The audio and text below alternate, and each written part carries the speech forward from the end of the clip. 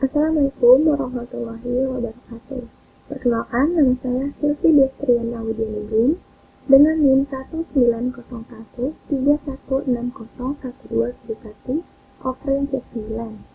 Di sini saya akan menyampaikan materi supervisi pengajaran. Materi yang pertama yaitu pendekatan supervisi pembelajaran artistik. Pengertian pendekatan supervisi artistik. Menurut Prabadiya, supervisi artistik merupakan pengawasan kepada pendidik untuk program pendidikan dan perbaikan pembelajaran. Selanjutnya, ciri-ciri supervisi artistik diantaranya 1. Supervisi artistik membutuhkan lebih banyak mendengarkan dibandingkan berbicara. 2. Supervisi artistik membutuhkan pengetahuan yang cukup. 3. Supervisi artistik dapat menjelaskan makna dari peristiwa yang diungkapkan. 4. Menunjukkan bahwa supervisi ini merupakan fakta pribadi. Selanjutnya, menurut Sunarto tahun 2013 mengemukakan terdapat beberapa tahapan pendekatan supervisi artistik. Pertama, tahap perencanaan. Kedua, tahap pelaksanaan. 3. Tahap evaluasi, dan 4. Tahap refleksi. Selanjutnya, kelemahan dan kelebihan pendekatan supervisi artistik. Kelebihannya yaitu dapat melihat fenomena pengajaran, sedangkan untuk kelemahannya, tidak semua supervisor mampu mengapresiasikan fenomena secara tepat. Selanjutnya adalah problematika pelaksanaan supervisi. Pertama, sebaran supervisor tidak merata. 2. Kompetensi supervisor tidak merata. 3. Kompleksitas tugas manajerial seorang kepala sekolah. 4. Budaya mutu belum terwujud. 5. Unsur subjektivitas supervisor masih dirasakan. 6. Sering terjadi pergantian kepala sekolah. 7. Saat kelas terbatas dan belum rata. Dan 8. Rencana tindak lanjut belum optimal. Selanjutnya, problematika pembelajaran daring. Menurut Dimyati dan Susdiono mengemukakan bahwa problematika pembelajaran daring berasal dari dua faktor, yaitu faktor internal dan faktor eksternal. Pada faktor internal, diantaranya yaitu sikap belajar siswa, motivasi belajar, konsentrasi, kemampuan mengolah bahan ajar, dan kemampuan menyimpan hasil belajar. Sedangkan faktor eksternal yang berpengaruh pada aktivitas belajar yaitu guru sebagai pembina siswa dalam belajar, sarkas pembelajaran, kebijakan penilaian, lingkungan sosial siswa di sekolah, dan kurikulum sekolah. Materi yang kedua yaitu pendekatan supervisi klinik. Definisi pendekatan supervisi klinik menurut Hanif tahun 2016 adalah salah satu model dalam supervisi pengajaran yang menekankan pada aspek klinik yang diwujudkan dalam bentuk hubungan bertatap muka antara supervisor dan guru yang sedang praktik mengajar. Selanjutnya, ciri-ciri pendekatan supervisi klinik. Menurut Aziz tahun 2017, ciri-ciri khusus supervisi klinik diantaranya yaitu waktu pelaksanaan sesuai dengan persetujuan antara supervisor dan guru. 2. Supervisor bersifat individual. 3. Pertemuan awal dilaksanakan dikarenakan terdapat permasalahan atau kelemahan. 4. Dibutuhkan kerjasama yang harmonis. 5. Pertemuan balikan dilakukan dengan menilai, membahas, mendiskusikan hasil dari observasi kelas yang dilakukan. Dan yang keenam, pada pertemuan balikan, juga supervisor memberikan penguatan terhadap hal-hal yang diperbaiki. Selanjutnya, prinsip-prinsip pendekatan supervisi klinik diantaranya yaitu terpusat pada calon guru. 2. Hubungan calon guru dengan supervisor lebih interaktif ketimbang direktif. 3. Berbentuk demokratif ketimbang otoritatif. 4.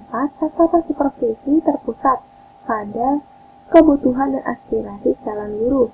5. Umpan balik dari proses belajar mengajar calon guru diberikan dengan segera dan hasil penilaiannya harus sesuai kontrak yang telah disetujui bersama. Dan 6. Supervisi yang diberikan bersifat bantuan. Dan yang 7.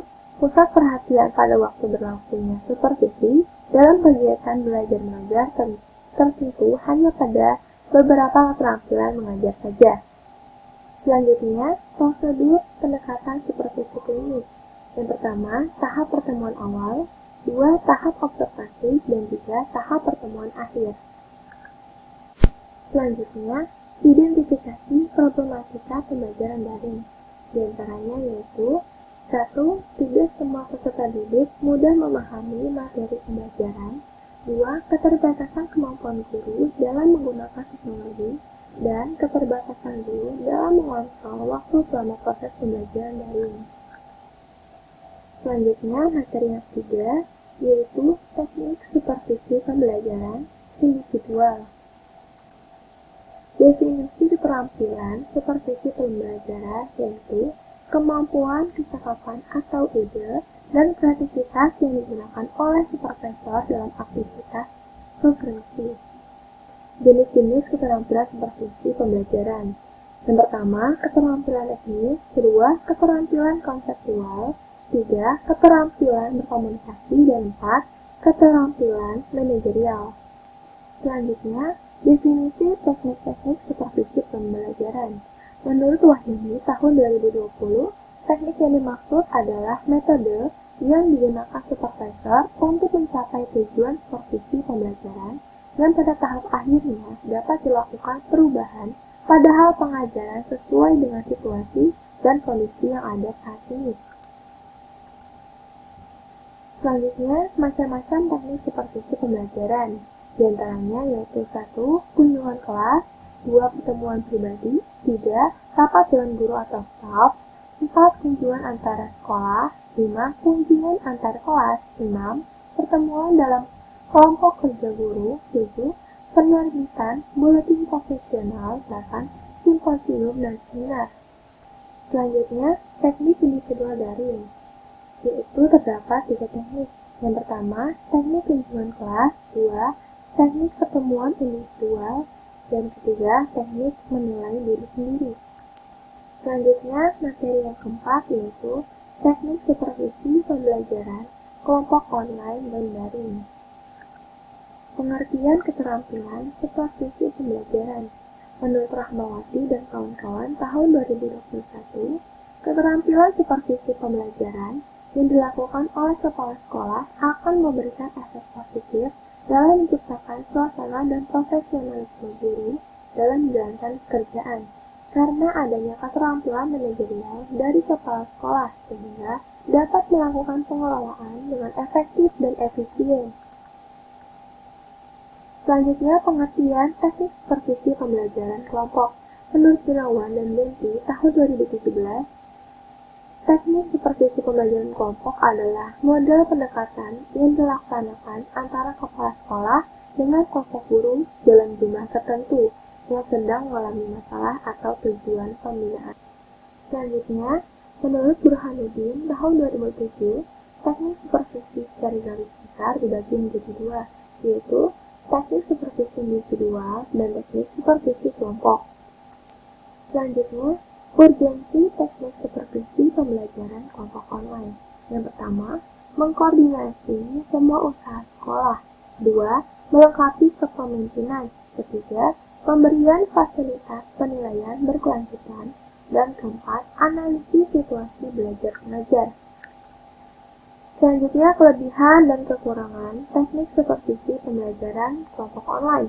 Kelebihannya yaitu pelaksanaan supervisi kelompok tertuang dalam peraturan. 2. Terdapat persyaratan khusus untuk menjadi supervisor. 3. Terdapat wadah yang sudah ditetapkan untuk pelaksanaan supervisi. Dan keempat, terdapat waktu yang telah disepakati untuk melaksanakan supervisi dengan pendekatan kelompok.